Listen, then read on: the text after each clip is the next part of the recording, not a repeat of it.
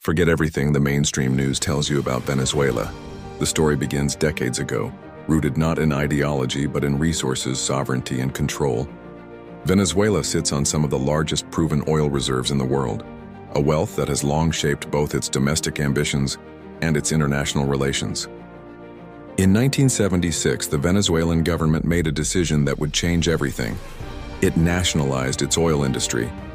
This move wrested control from multinational corporations that had extracted billions from the country for decades. US-based companies like ExxonMobil, Gulf Oil, and Mobil Oil had dominated Venezuela's oil for years, funneling its wealth abroad. Nationalization was a declaration that the resources beneath Venezuelan soil belonged first and foremost to the Venezuelan people. It was an assertion of sovereignty, an economic and political act that would ignite decades of tension with the United States. The move was bold and controversial. For the US, which had relied heavily on Venezuelan oil for decades, the nationalization was a blow to influence, profits, and strategic leverage in the region. For Venezuela, it was the beginning of a path aimed at economic independence and the redistribution of wealth. The government established PDVSA, the state-owned oil company, to manage production and revenue. This was not merely an economic shift, it was a social experiment in national empowerment. Revenues would fund social programs, provide basic services, and improve lives.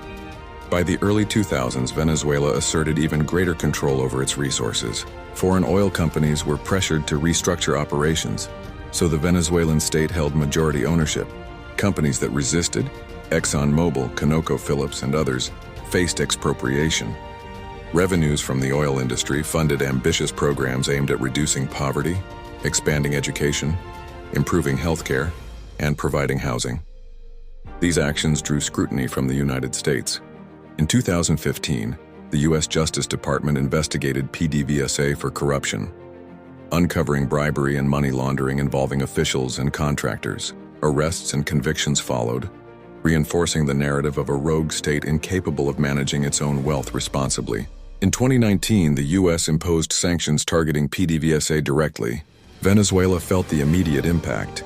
Revenue streams dropped, inflation accelerated, and citizens experienced severe shortages. By 2023, some sanctions were temporarily lifted in exchange for political reforms. But by April 2024, concessions were revoked.